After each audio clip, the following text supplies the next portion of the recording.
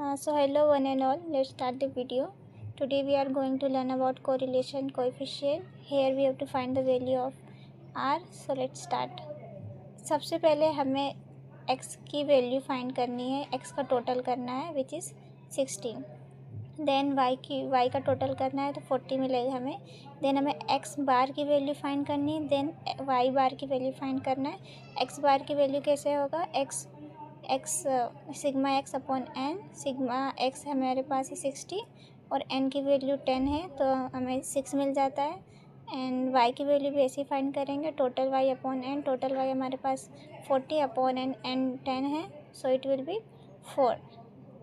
अगर x बार और y बार हमें पॉइंट में नहीं मिलता और लेस देन 10 मिलता है तो हम इस फॉर्मूला का यूज़ करेंगे. Formula is x bar y bar x into Y.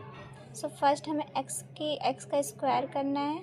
5 5 ज़ा 25, 10 10 ज़ा 100, 5 5 ज़ा 25, 11 11 ज़ा 121, 12 12 ज़ा 144. इन दिस वे हमें फाइंड करना है.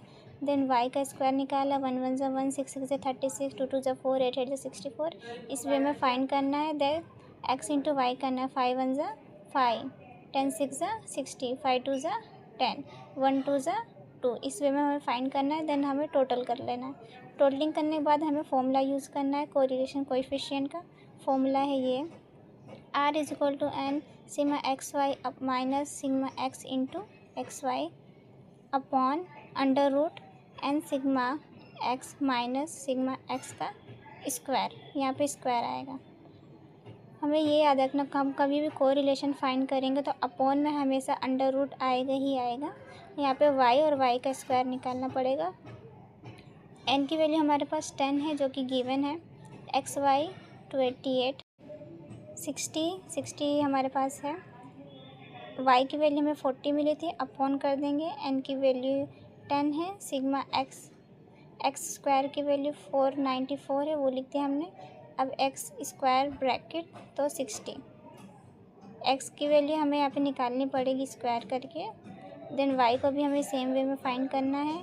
इसको हम सिंप्लीफाई करेंगे तो हमें माइनस करने पर 480 मिल जाएगा. देन हमें इसको कैसे सॉल्व करना है, हमें पहले इंटू करना है. इन दोनों को हम पहले इंटू करेंगे. 1340 इंटू 520 इंटू करने के बाद इसका अंडर रूट करेंगे तो हमें आंसर मिलेगा 434.71.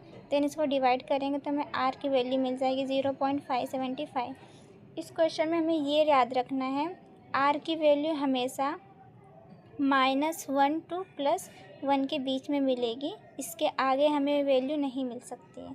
सो इस तरीके से हम बहुत ही सिंपली वे में सॉल्व कर सकते हैं.